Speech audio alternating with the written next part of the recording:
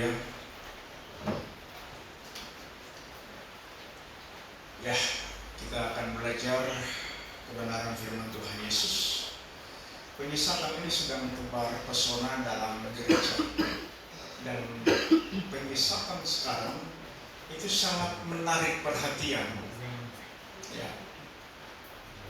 Iblis yang paling berbahaya adalah ketika iblis bertoha, bertoga, punya gelar, ya, itu kita harus waspadai, itu kita harus siaga satu.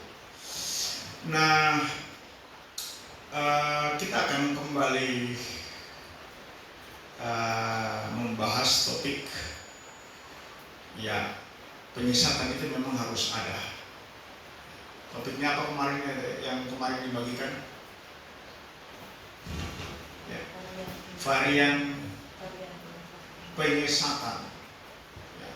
Ada dua bentuk penyesatan, yaitu penyesatan doktrinal dan penyesatan praktikal. Penyesatan doktrinal, pengajaran didaktis, itu dalam bahasa Yunaninya apa tadi? Planao. Ajaran sesat akan menghasilkan perbuatan yang sesat. Makanya Yesus mengatakan, oke, kita lihat ayat dulu apa yang dikatakan oleh Yesus Kristus, Matius 24 ayat 24 aja. Matius 24 ayat 24.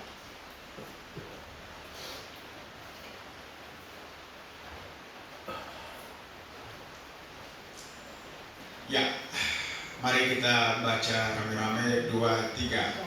Sebab Mesias palsu dan nabi-nabi palsu akan muncul dan mereka akan menggunakan tanda-tanda yang dahsyat dan mujizat-mujizat sehingga sekiranya mungkin mereka menyesatkan orang-orang pilihan juga. Ya. Jadi mereka menyesatkan ini bahasanya adalah planao, ya. Coba dicari betul ada nggak planao? Planesai. Ya.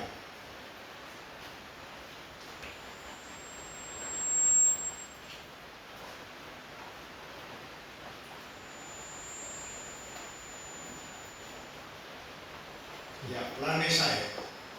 Planao.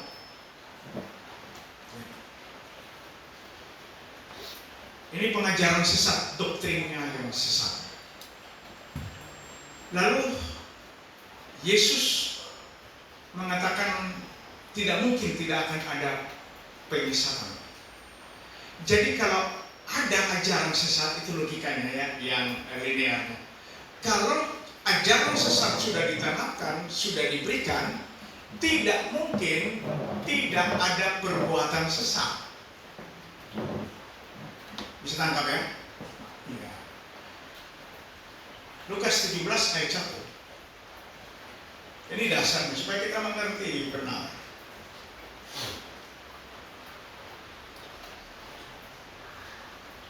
Lukas 17 ayat 1. Oke, baca 2-3. Yesus berkata kepada murid-muridnya, tidak mungkin tidak akan ada penyesatan, tetapi celakalah orang yang mengadakannya. Nah, ini dia pakai apa nih? Skandaliso. Skandal. Ya, coba lihat.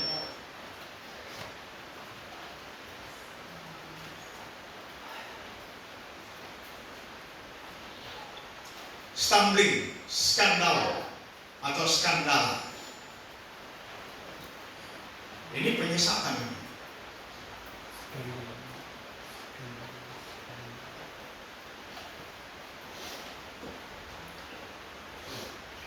Beberapa hari yang lalu kita dihebohkan, ya, di Facebook sudah heboh, ya, Pastor Aisyah Sumual memposting, ya, bahwa ada tragedi pengajaran di GPDI. Asik memang, GPDI ini senang buat skandal. Yang nikahkan salah satu pasangan ini adalah yang sudah mati. Gitu. Alasan kemanusiaannya adalah perempuan yang masih hidup ini sedang hamil. Perbuatan bejat dari pasangan yang sudah mayat. Dia bikin habis ini, kok dia pilih mati. Lalu alasan karena permintaan keluarga dan bla bla bla bla bla, maka akhirnya sang pendeta yang adalah saya dengar pengurus wilayah, ya, sekretaris atau bendahara, ya, menyetujui permintaan keluarga. Lalu terjadilah skandal ini. Dan memang ini sebenarnya memalukan. Ini memalukan. Praktik-praktik yang menyesatkan ini akibat karena kemarin saya bicara dengan Pastor Argimiro Hempong, ya, bahwa orang tidak punya buku doktrin. Nggak punya.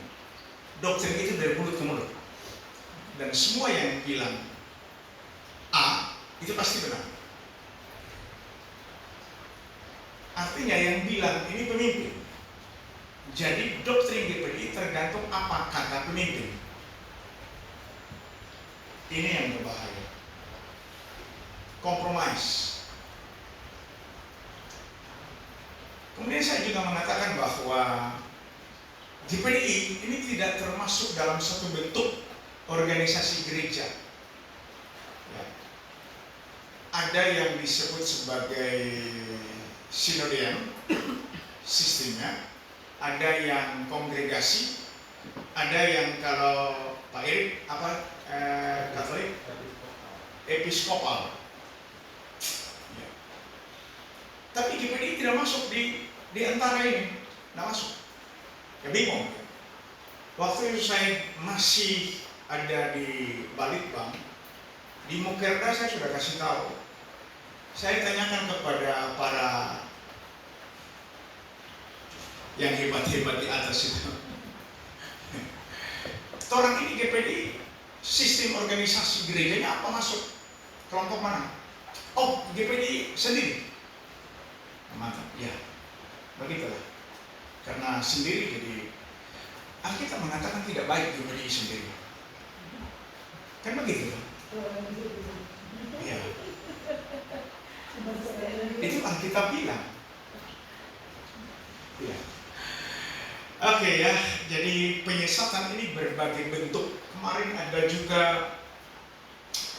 seorang ibu yang ngotot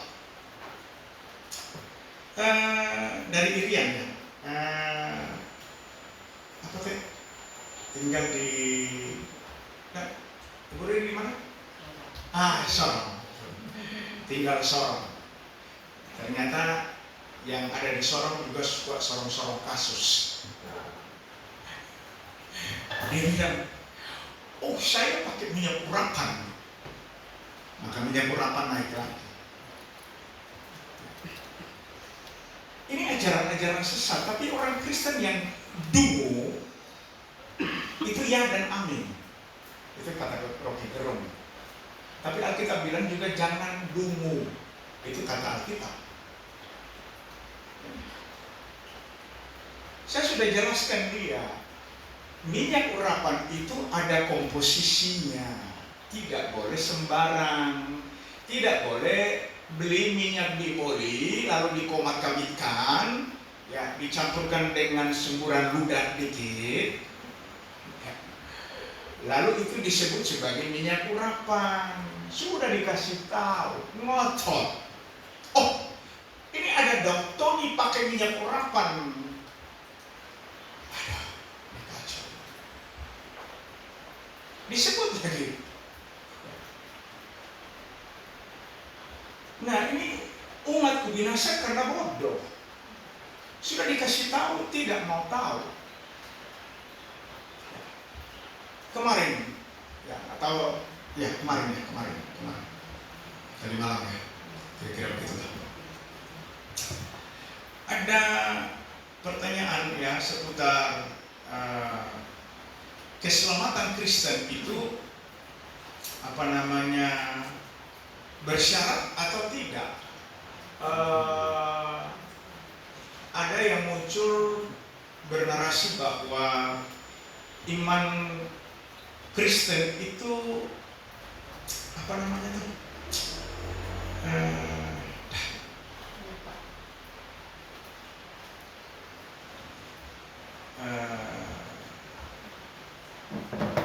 bersyarat itu nama lainnya apa? Iman Kristen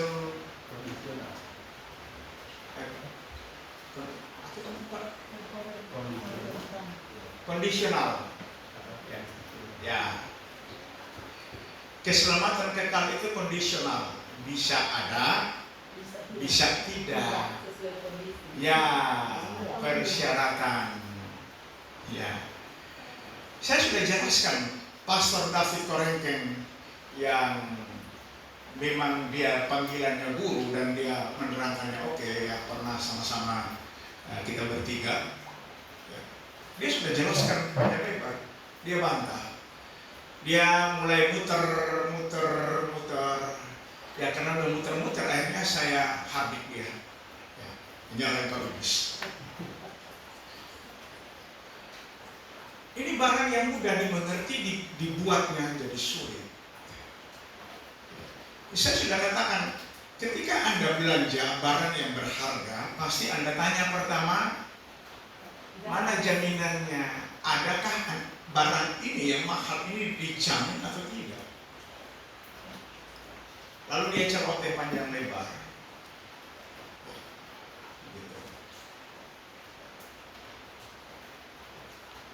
Nah ini pengajaran-pengajaran ini berkeliaran di dalam organisasi-organisasi gereja. Umatku binasa karena nyenang belajar.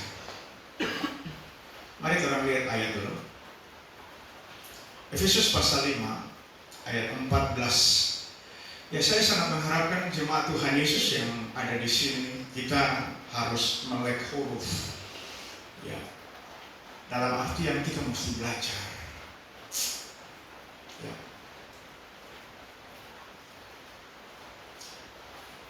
Mari kita baca 2-3. Itulah sebabnya dikatakan bangunlah hai kamu yang tidur dan bangkitlah dari antara orang mati dan Kristus akan bercahaya atas kamu. Lanjut. Karena itu perhatikanlah dengan seksama bagaimana kamu hidup. Perhatikan diri sendiri. Jangan orang sibuk tunjuk jari ke orang lain, padahal orang dungu. Orang tertawakan orang lain, anak bodoh kan. Ternyata orang lebih bodoh. Begitu.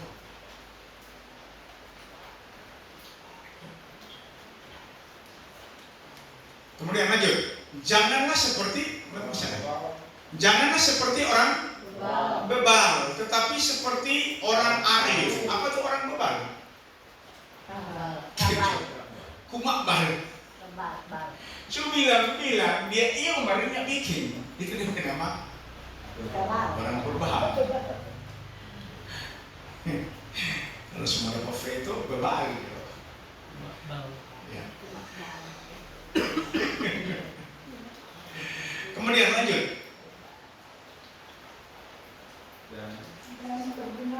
Dan pergunakanlah waktu yang ada karena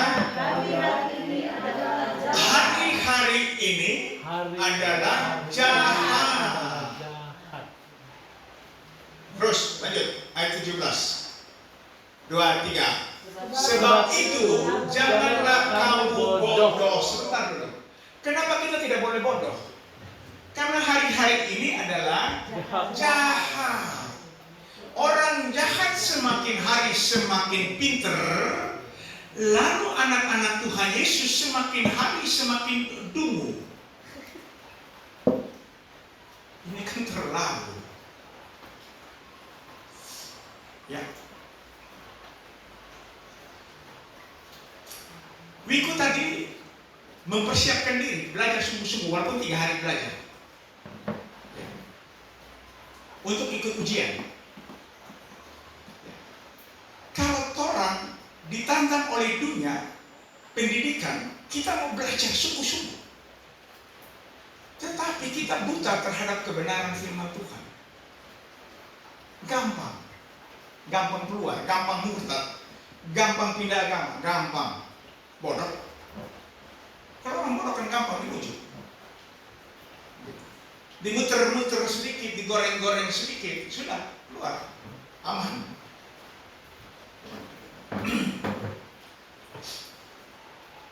Oke? Sebab itu janganlah kamu bodoh, tetapi usahakanlah supaya kamu mengerti kehendak Tuhan. Usahakan. Bukan badian kau terima bersih. Tidak. Kita mesti usahakan.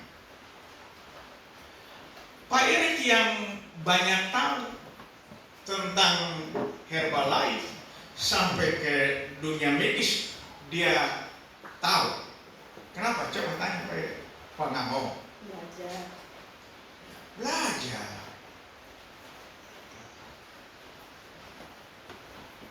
Kalau nyata orang ini cuma ikut mata, ya berangkat kote, ya pergi kote, ya habis. Usahakanlah supaya kamu mengerti kehendak Tuhan. Tolong diperhatikan, kenapa dipakai Tuhan, tidak dipakai Allah. Karena Tuhan di sini dimaksudkan adalah Yesus. Tuhan Yesus. Akulah jalan dan kebenaran. Jika kamu muridku, sungguh-sungguh muridku, maka kamu akan mengenal kebenaran, dan kebenaran pasti akan memerdekakan kamu.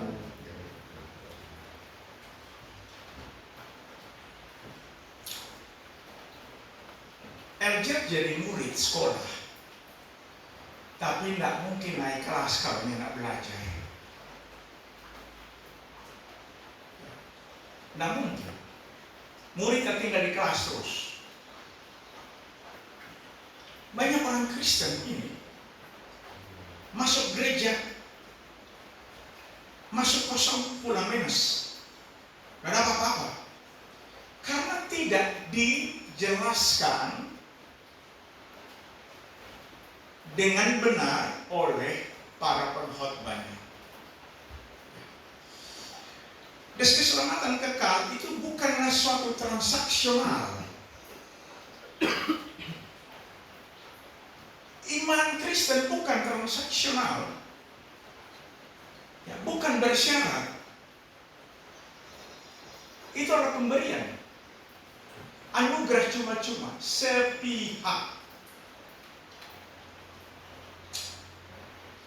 Orang tidak akan memahami apa itu anugerah kalau dia tidak menyadari bahwa dia itu mati menurut Alkitab.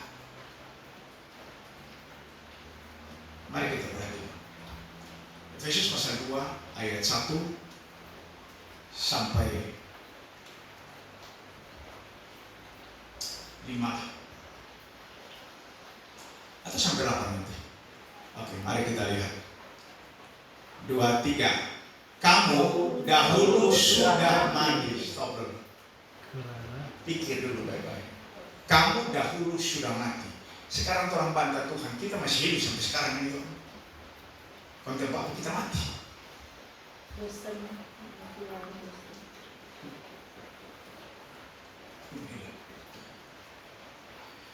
Kenapa dahulu sudah mati? Ini alasan. 2, 3. Karena pelanggaran-pelanggaran dan dosa-dosamu. jadi mati karena pelanggaran dan dosa-dosamu. Itu penyebabnya. Naik. Terus 23. Kamu hidup di dalamnya. Jadi kita hidup di dalam pelanggaran dan dosa-dosamu. Alkitab mengatakan kamu sudah mati. Mati kosong. Lanjut. 23. Karena kamu mengikuti jalan dunia ini, karena kamu mentaati penguasa-penguasa angkasa, yaitu roh yang sekarang sedang bekerja di antara orang-orang durhaka. Terus 3.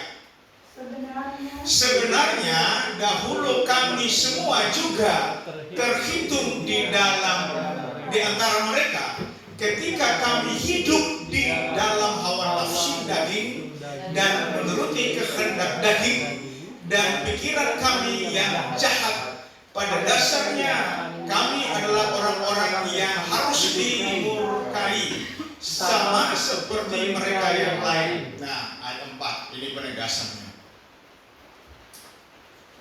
Tetapi 23. Tetapi Theos yang kaya dengan rahmat oleh karena kasih-Nya yang besar yang dilimpahkannya kepada kita telah menghidupkan kita bersama-sama dengan Kristus, meskipun kita telah mati oleh kesalahan-kesalahan kita.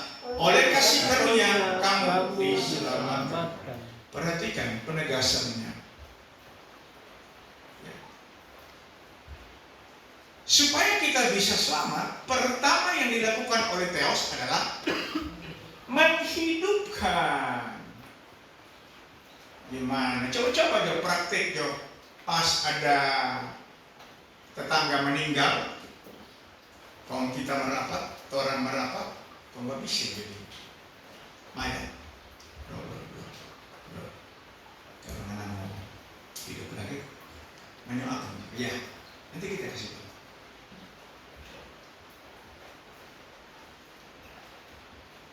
Contoh kasus yang tertulis dalam Alkitab, Yesus membangkitkan Lazarus. Dia dibatanya,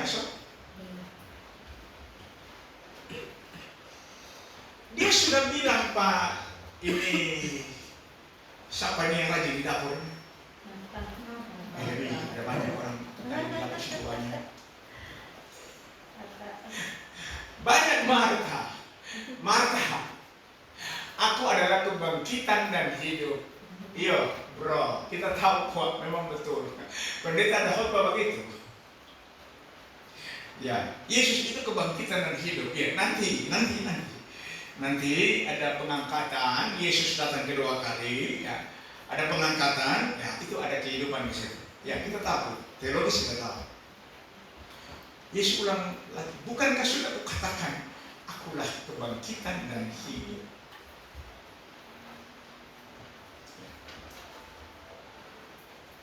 Jadi banyak sarjana teologi sekarang yang seperti Marta. Mereka terlalu rajin menginjil sampai lupa bahwa Yesus itu maha kuasa. Terlalu sibuk. Sedikit-sedikit tampil.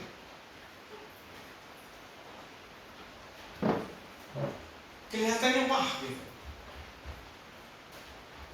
Tapi Maria mengerti kalau Yesus sudah hadir, sudah datang, itu sudah talk chair, sudah selesai, sudah apa yang Anda hadapi, persoalan yang sedang dihadapi oleh keluarga Maria dan Marta, itu pasti terselesaikan.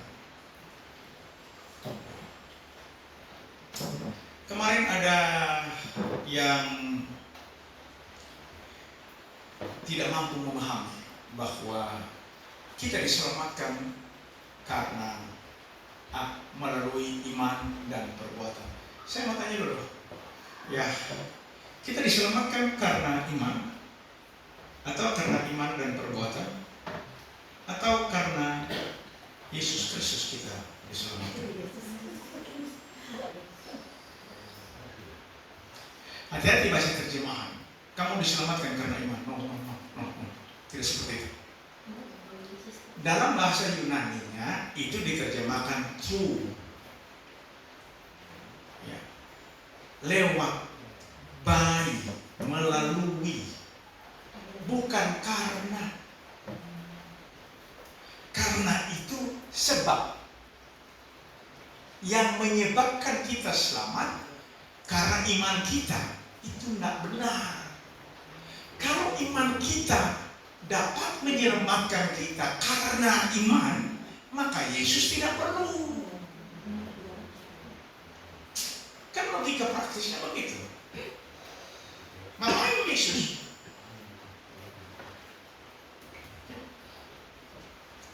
Coba tanya yang agama lain, mereka punya iman? Punya kan? Ya kan? Setiap iman itu ada di agama-agama yang non-Kristen juga. Lalu kalau iman yang menyelamatkan, mereka tidak perlu ikut Yesus. Selesai. Kan logikanya begitu. Imanmu menyelamatkan engkau. Sudah selesai.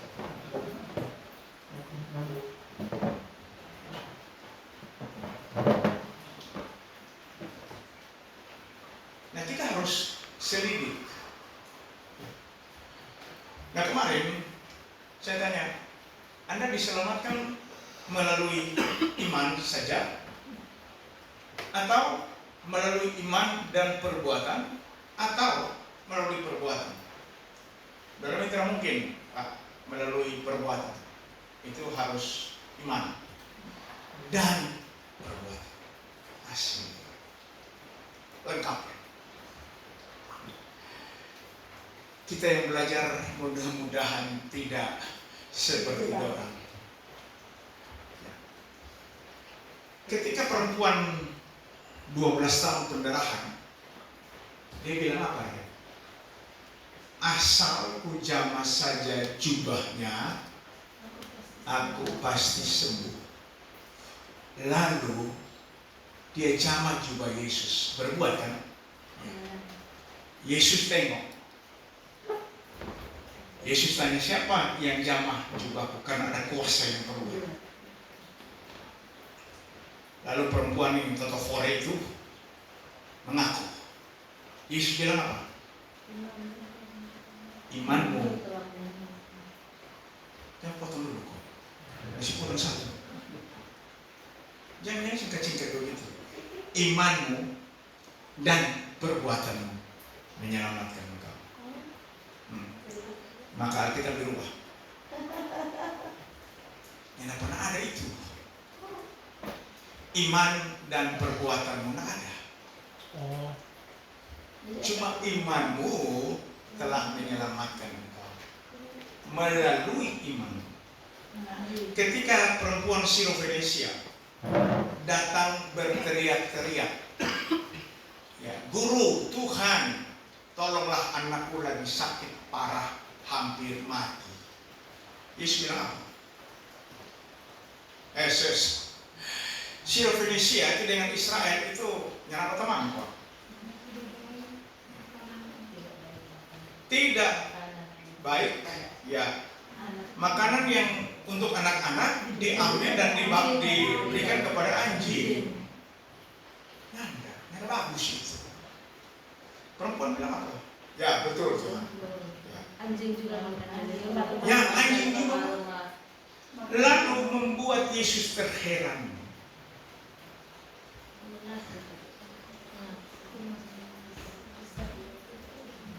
Yesus bilang apa? Iman sebesar ini tidak pernah kujumpai sekalipun di antara orang Israel bangsa pilihan itu. Tidak ada.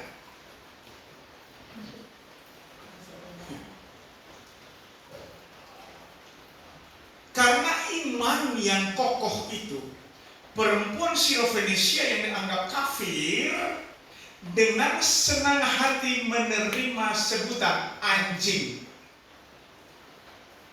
Coba. Coba ada yang bilang anjing. Pakicia. Dia mau lepaskan gigitan rabies.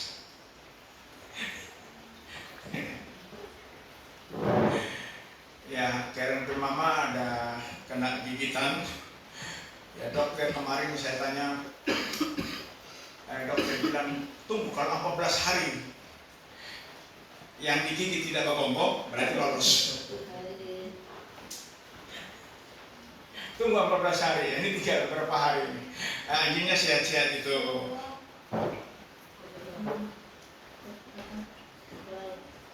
Ya. Jadi Yesus hanya menyatakan imanmu menyelamatkan, atau melalui, itu yang tepatnya, melalui imanmu kamu diselamatkan. Jadi keselamatan itu tidak transaksional, hanya Yesus saja. Tadi malam ada yang pusing, ya, termasuk Pastor Kevin juga pusing. Saya bilang, bro, kalau bro berdoa, minta ampun. Oh iya, minta ampun. Nah kalau begitu baca ayat ya. Nah inilah cara iblis. Selalu membuat kita ragu akan kebenaran absolut.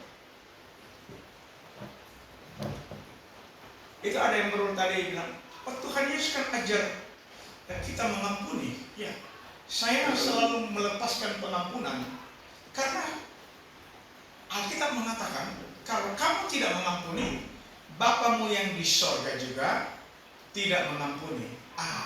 Ini pas. Ini kalau yang fals begini itu pas.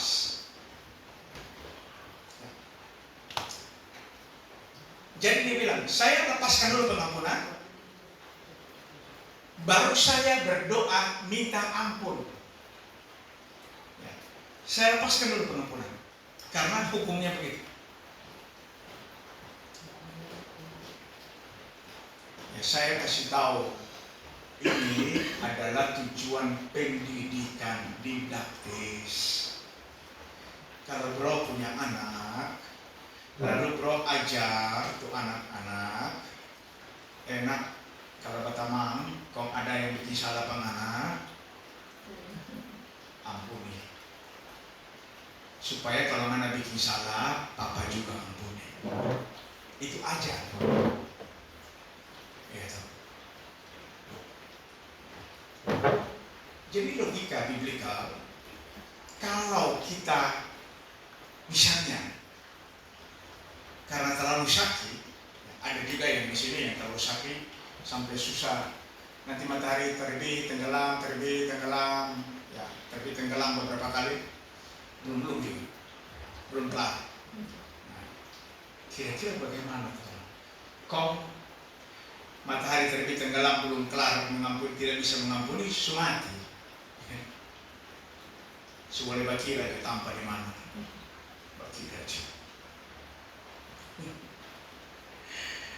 Ketika Yesus naik ke salib, di atas salib, kata pertama apa yang dia bilang? Yesus minta ampun formally. Dia bilang iya, kan minta ampun. Bapak ampunilah mereka. Nah belajar kok. Yesus tidak pernah minta ampun. Yesus suruh Bapak ampuni. Karena dia sudah melaksanakan apa yang diperintahkan.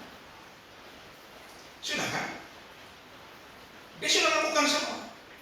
Sekarang dia naik salib, Bapak ampun. Ampuni itu temporer. Kalau pengampunan itu temporer, tiap kali kita minta ampun, Yesus harus cepat-cepat naik salib.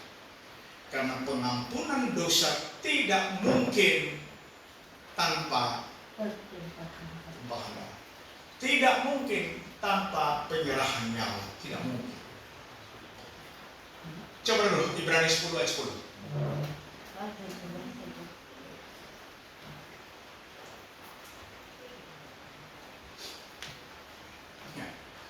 Yakinlah kepada apa yang sudah tertulis ya.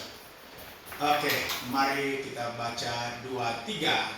Dan karena kehendaknya inilah kita telah dikuduskan satu kali untuk selama-lamanya oleh persembahan tubuh Yesus Kristus. Sudah dikuduskan satu kali untuk selamanya. Maaf, Karena persembahan tubuh Kristus kita dikuduskan satu kali untuk selamanya. Silakan buka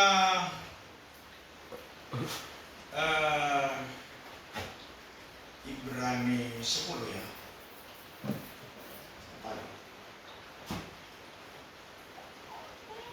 Ibrani 10 atau itu yang tumpahan darah Yesus.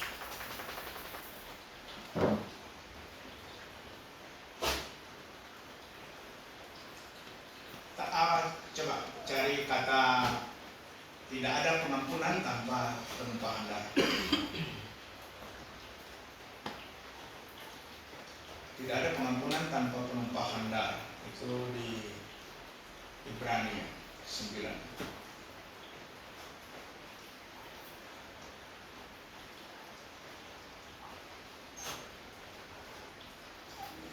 Ayat 22. Oke, kita baca Ibrani 9:22. Ya. 23. Dan hampir segala sesuatu disucikan menurut hukum Taurat dengan darah, dan tanpa penumpahan darah tidak ada pengampunan. Minta ampun dia. Minta ampun supaya Yesus naik salib pulang. Naik salib. Tiap kali minta ampun, Yesus itu menolak. Kita mesti naik salib. Karena tidak ada pengampunan tanpa penumpahan darah. Tangkis ya. Nah, coba baca ayat 24. Naik sini. 23. Sebab Kristus bukan masuk ke dalam tempat kudus buatan tangan manusia yang hanya merupakan gambar saja dari yang sebenarnya, tetapi ke dalam surga sendiri untuk menghadap hadirat Theos guna kepentingan kita. 25. Dan ia bukan masuk untuk berulang-ulang mempersembahkan dirinya sendiri sebagaimana imam besar setiap tahun masuk ke dalam tempat kudus dengan darah yang bukan darahnya sendiri. 26. Sebab jika demikian ia harus berulang-ulang menderita sejak dunia ini dijadikan. Tetapi sekarang ia hanya sekali saja menyatakan dirinya pada zaman akhir untuk menghapuskan dosa oleh korbannya. Cuma satu kali. Jangan pernah ragu. Jangan biarkan iblis merasuki pikiran kita dan menanamkan keraguan kita terhadap penebusan darah Yesus Kristus. Saudara tahu itu peti penutup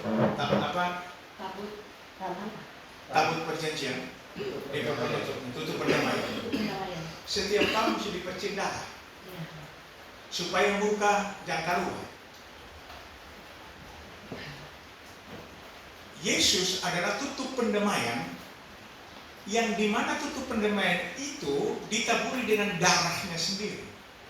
Tidak akan dibuka-buka lagi.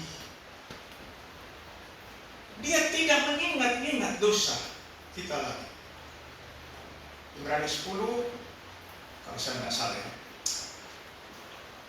Aku tidak mengingat-ingat dosa. Di mana kamu dia?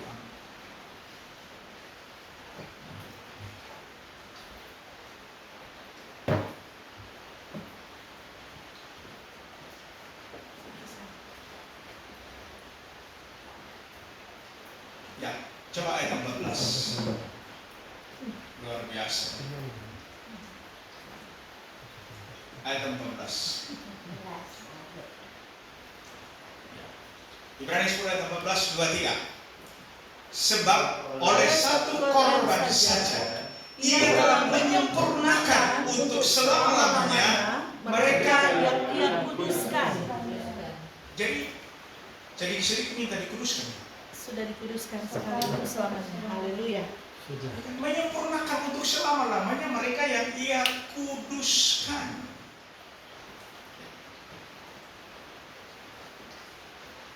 Ayat 16, setelah ia berfirman, inilah perjanjian yang kuadakan dengan mereka. Sesudah waktu itu ia berfirman pula,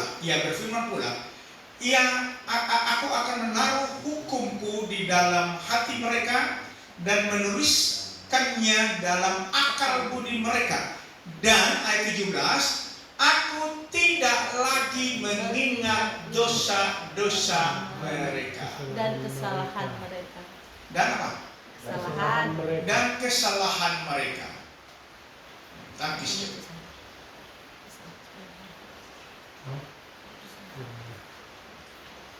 Dia sudah tidak ingat lagi kesalahan dan dosa. Orang kasih ingat terus.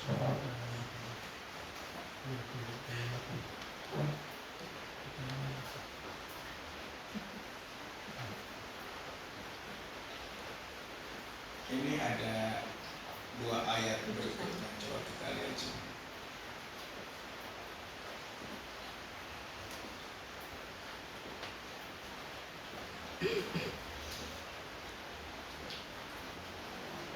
Ya, di Ibrani 8 ayat 12 dia bunyi begini. Sebab aku akan menaruh belas kasihan terhadap kesalahan mereka dan tidak lagi mengingat dosa-dosa mereka. Nah, kalau Tuhan nyadar ingat orang punya dosa, orang kasih ingat ke Tuhan. Kan? Berdoa, Bapa kami yang di surga, kuduskanlah namamu dan seterusnya. Itu kemarin ada yang tanya. Lalu bagaimana ini doa Yesus? Yesus ajarkan itu. Ampunilah kami atas segala kesalahan kami. Ampunilah kami, sama seperti kami juga mengampuni. Jadi gimana? Masih banyak gereja yang ajar doa sempurna. Aduh, siap. Kita orang teolog kita belajar apa? Itu bukan doa sempurna, itu dasar orang Kristen berdoa, dasar.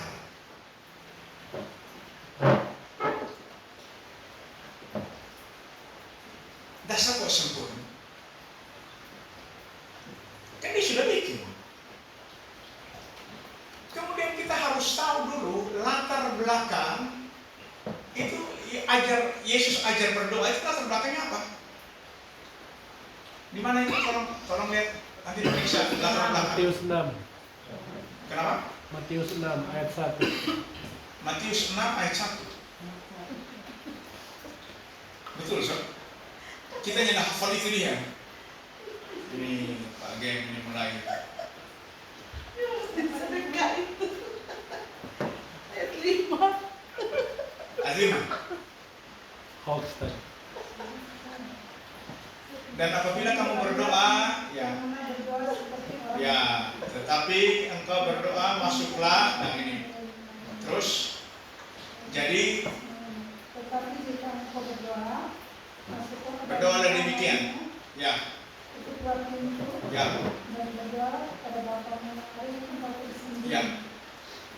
Maka Bapamu yang mulia yang bersembunyi akan balasnya kepadamu. Ya. Kemudian, Lagi pula dalam doamu jangan kamu bertele-tele seperti kebiasaan orang benar-benar keras. ya. Coba ada di Lukas 11 ayat 1 coba. Mulai. Ada satu kali sesudah menyebut Lukas 11 ayat 1. Ajarlah kami kalau tidak salah ya. Ya. Sama seperti ya. Ya.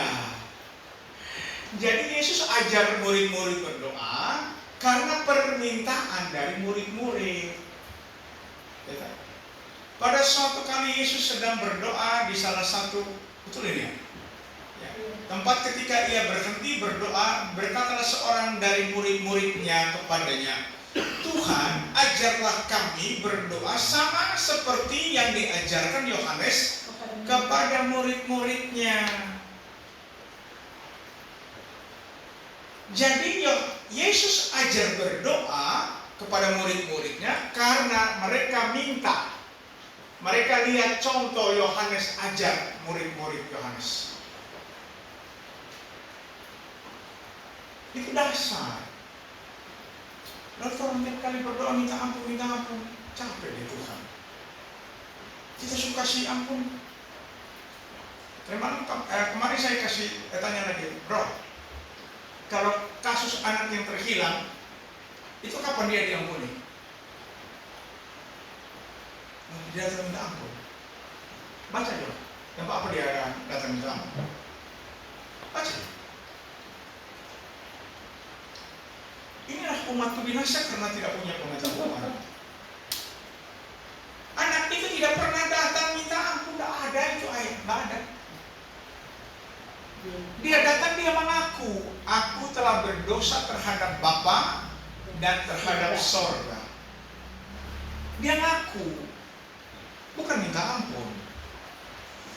Ya jadi Bunda Ruiko berhenti kita minta ampun ya Bunda. Ya. Kalau bro buat salah menghadap Bapak Yesus Kristus, berdoa mengaku. Ya. Kalau bro salah bicara ke klien, ya dapat bentak sedikit itu kan klien, ya, kita susah lah Bapak. Ya, jangan minta ampun lagi, karena bro anak, gitu. Sudah diampuni sekali untuk selamanya. Dosa minta ampun. Siap. Itu anak memang tidak pernah minta ampun. Ya? Itu anak memang tidak pernah minta ampun. Apa? Karena dia konsisten, dia anak durhaka.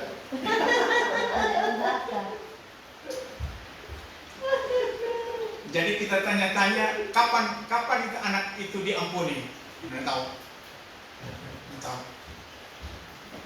Ketika dia datang menghadap Papa minta harta warisan, dia sudah diampuni. Coba, kalau Papa orang Timur atau orang Manado, ya bro nanti pulang, nanti besok ya pulang sampai di Kupang sana, bro menghadap bro Papa, kan masih sehat-sehat toh, mau minta harta warisan, coba ya. Coba itu, pun dapat hati, dapat kutuk. Nggak mungkin toh bro, ya kan?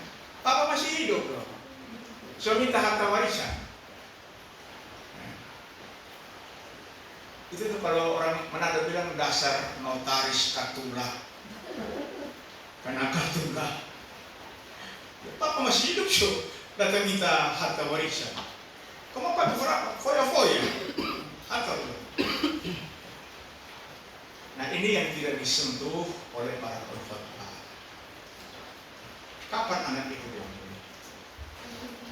Ketika dia datang minta hartanya, Papa sudah ampuni. Karena anak ini diampuni, maka Papa kasih harta. Kalau nyada, nah keluar tangan kosong, nyada apa-apa kasihan. Jadi anak ini pulang tinggal mengaku saja, Papa kita salah. Nah, karena di benak kepalanya Papa pikir apa? Oh anak itu pulang kita kasih ampun, betul ya? Benak pikirannya Papa, kalau anak itu pulang maka kita ampuni, ya? Betul nggak? Salah juga. Anak itu pulang, Papa sudah pikir kasih ampun, kan dia sudah berikan. Yang ada di Papa otak pesta. Pesta. Anak ini sibuk mengaku dosa, mengaku dosa. Papa berpikiran sibuk dengan bagaimana siap pesta. Pesta. Ambilkan jubah terbaik, pakaikan cincin. Kemudian pakai kalung. pakaikan sepatu. Nanti kita akan jelaskan ya, kenapa harus ada pakaikan jubah, kenapa cincin, kenapa sepatu, baru bisa masuk. Kalau nyanda mana di luar.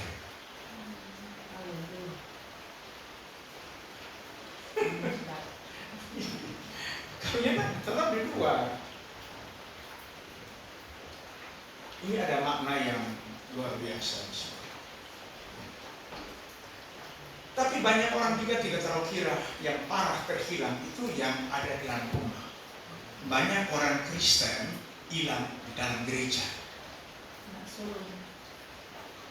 Betul nggak? Termasuk ibu hilang dalam gereja. Yang di dalam ini justru yang terhilang. Kenapa? Terlalu seremonial. Ini yang di dalam rumah bilang papanya ndak adil papa. Kita suka kerja mengabdi bertahun-tahun. Hele kasih anak kambing mau bikin pesta dengan teman-teman nyanda. Mari ini yang durhaka ini pulang. Masa papa bikin pesta besar? Papa bilang apa? Ya anakku, semua yang ada dalam rumah ini nggak punya. Mana mau bikin pesta rakyat lagi? Silakan. Orang Kristen merasa bahwa dia wajib A, wajib B, wajib C, wajib.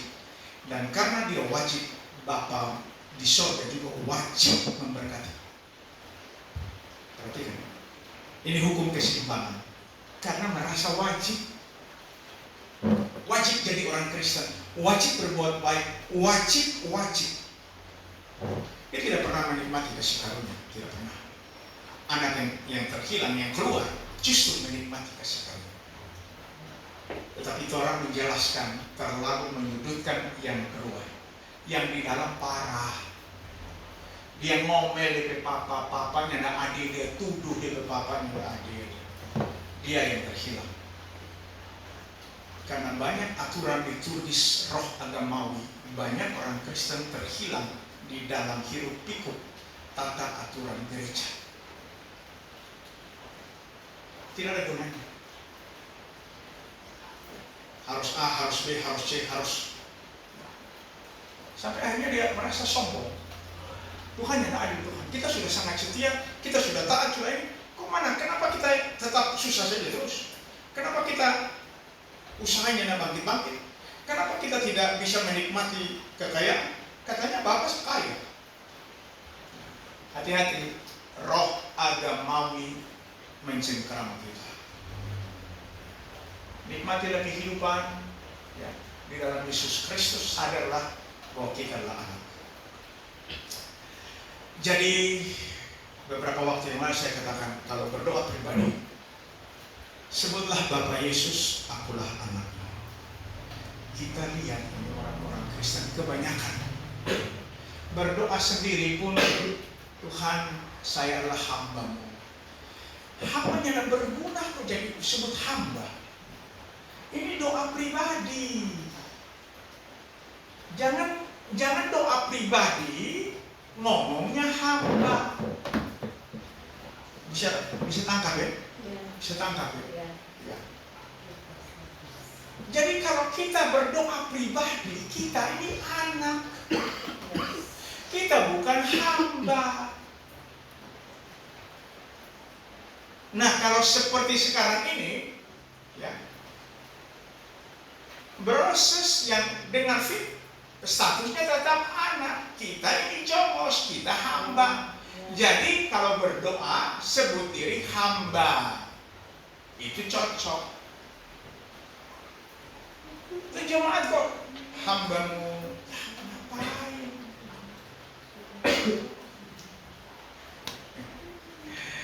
Moga-moga kita disadarkan ya, karena kita adalah anak-anak Tuhan Yesus Kristus ya. Dan hati-hati dengan penyesatan yang sekecil apapun juga kita harus mendeteksinya. Sekecil apapun juga. Jangan pernah meragukan kebenaran Yesus Kristus. Dia adalah kebenaran absolut. Kemarin saya diprotes juga. Saya bilang begini, ada dua kebenaran. Kebenaran absolut itu hanya Tuhan punya, dan kebenaran selain absolut apa itu dia? Relatif. Itu temporer, itu milik manusia. Nah, tetapi Alkitab berkata ada dua kebenaran absolut. Kebenaran absolut yang disebut apa itu? di kayu salib. Dan kebenaran absolut Anathema. aletheia. Lalu saya jelaskan. Posisi kita dibenarkan dengan cuma-cuma di kayu salib itu kebenaran absolut menyangkut status. Posisi anak, statusnya anak. Tetapi kebenaran absolut yang progresif itu menyangkut kita dididik dalam kebenaran Yesus Kristus. Orang protes, gimana ada kebenaran absolut yang dibuka yang progres sedikit demi sedikit. Ya, saya jelaskan.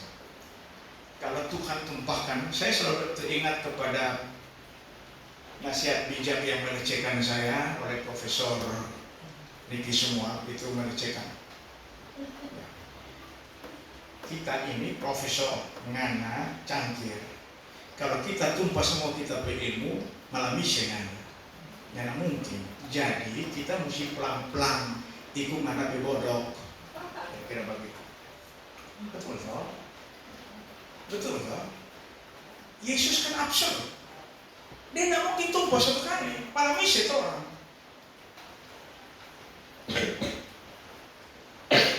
Itu yang kita dapat belajar. Jadi dia mesti buka pelan-pelan. Makanya dia bilang, akulah kebenaran, aletheia. Belajarlah daripadaku. Maka kamu akan mengetahui kebenaran, dan kebenaran akan memerdekakan kamu. Memerdekakan dari apa? Dari kebodohan ini. Gitu.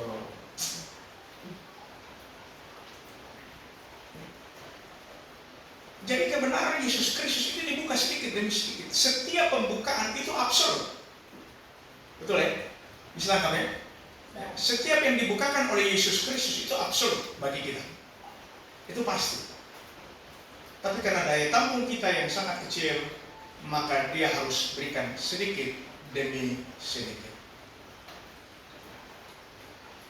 Oke, tetap waspada terhadap berbagai bentuk penyesatan, ya. Karena penyesatan ini sudah merajalela, ya. Satu penyesatan, dia akan muncul penyesatan yang berikut, dan dia terus. Ya. Selama Nabi dan Rasul tidak diakui, maka gereja diambang kehancuran.